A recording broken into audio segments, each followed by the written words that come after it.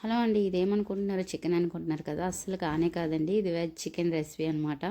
చాలా బావుంటుంది. మీ ఇంట్లో ఒక్కసారైనా ట్రై చేయండి. దానికోసమైతే మాకు రైతు బజార్‌లో దొరికినాయి అనమాట ఇవి పనస ముక్కలు కట్ చేసేసి. మీరు ఒకవేళ పనసకాయ మీ ఇంట్లో ఉంది చేసుకుందామంటే లేతది తీసుకోండి. చిన్న చిన్న క్యూబ్స్‌గా కట్ చేసుకోవాలనమాట. తర్వాత మనం స్టవ్ ఆన్ చేసుకొని ఒక గిన్నెలోని ఉప్పు, పసుపు వేసి నీళ్ళు వేడి చేసుకొని అందులో ఈ ముక్కలు వేసుకోవాలనమాట. జస్ట్ వాటర్ బాయిలింగ్ వచ్చినప్పుడు ముక్కలు వేసేసుకొని జస్ట్ 5 మినిట్స్ ఉంచుకొని దాంట్లోని జిగురుతత్వం ఉంటుంది కదా, అది పోయే వరకు ఉంచుకొని ఇంకా స్ట్రైనర్లో వేసి వడకట్టేసుకోవడమే.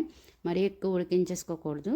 తర్వాత మనం స్టవ్ ఆన్ చేసుకుని తర్వాత కుక్కర్ పెట్టేసుకొని అందులోనే ఆయిల్ వేసుకొని కొంచెం ఉల్లిపాయలు ఎక్కువగానే వేసుకోవాలి. ఉల్లిపాయలు, పచ్చిమిర్చి, టమాటా బాగా మగ్గించుకోవాలి.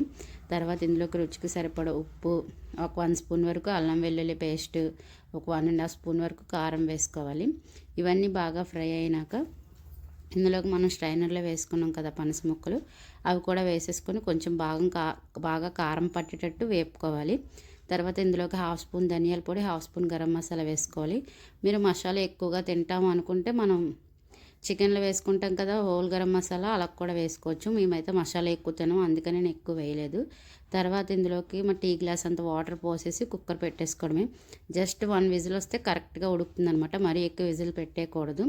తర్వాత ఆవిరిపోయినాక స్టవ్ కుక్కర్ మూత తీసేసి కొంచెం దగ్గర పడిన వరకు కూరను ఉంచుకొని మనం ఇంకా కొత్తిమీర వేసుకొని స్టవ్ ఆఫ్ చేసుకోవడమేనండి. చాలా బాగుంది. నిజానికి చెప్పాలంటే నేను మొదటిసారి చేశాను, మొదటిసారి తిన్నాను. నాకు కూడా చాలా నచ్చింది. మీరు కూడా ట్రై చేయండి.